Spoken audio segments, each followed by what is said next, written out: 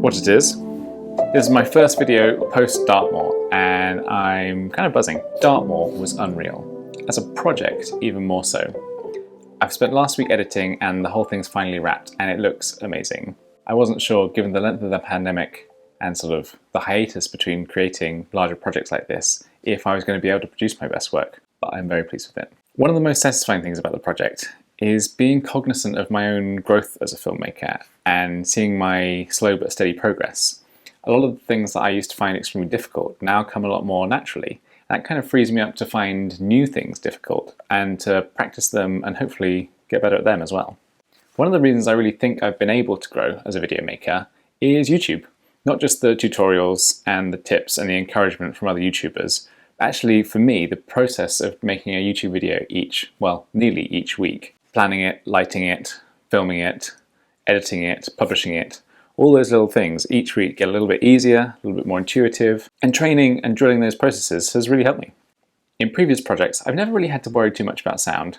I've always known that the video is going to be set to music, and that sounds kind of an afterthought, a bit of a luxury.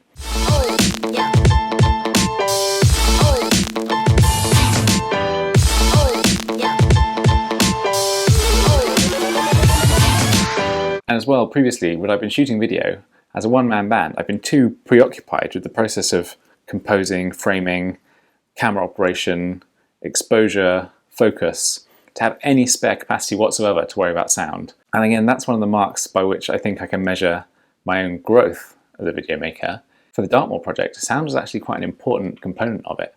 I was able to capture good, clean audio that really adds a lot of colour and texture and depth to the video as a whole now that it's finished. Now, I'm not trying to say that my sound design is especially advanced or sophisticated, but what it does do is it kind of places the video in its environment, in its space, and makes it more authentic and sort of believable, realistic. It conveys more of a realism than if there were no sound at all. So today, I'm going to go through a couple of little sound editing tips and tricks that I've learned along the way somehow, that I find really helpful and improve the overall quality of a sound mix. So let's open Final Cut.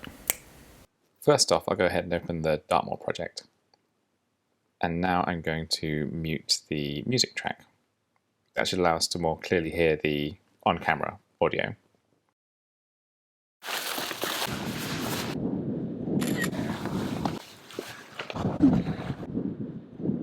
When I say on-camera audio, what I actually mean is audio recorded direct to the video file from a shotgun mic affixed to the camera.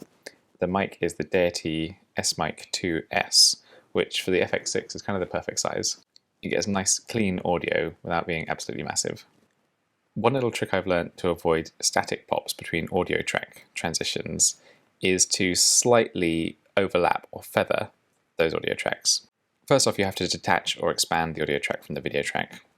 And then you can just drag these little handles from their normal position of 0, just so that they extend into the track a little bit and round off those like harsh stops and starts.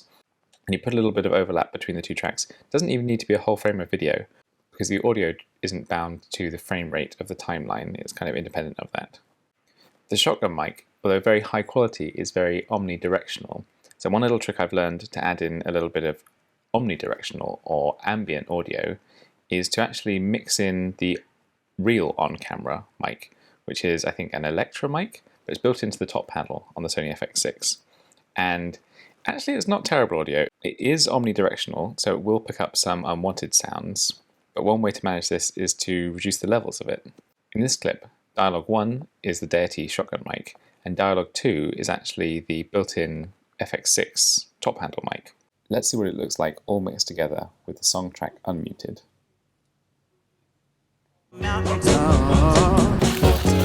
gonna let everyone know about my love, so I really hope you love me. So yeah, I'm pretty pleased with it. To me, that sounds like good audio. One other thing to add is when mixing audio, it's quite important to test it on a variety of devices. So I'll listen to the final mix on a phone, on my laptop, on the stereo, on headphones, and on AirPods. And between those different sound spaces, I really get a feel for what it's going to sound like for the final viewer, or listener in this case. And back to me. So those are my kind of top tips for how I'm learning and improving at editing audio. little like shortcuts and cheats and workarounds that make the audio component of a video much better, I think. My sound design isn't especially sophisticated or spatial or surround. There's no great sweeping pans, but you know, maybe I can do that one day. I don't feel like it's impossible for me now. I don't just have to record silent video and set it to music. I now have the confidence to record on-camera sound or on-character sound and mix that in with some confidence. Anyway, I spent a long time recently staring at a screen, and staring into a lens isn't that much better. So I'm gonna I'm gonna stop recording and relax. I'm hoping next week that maybe I'll be able to show you the finished product.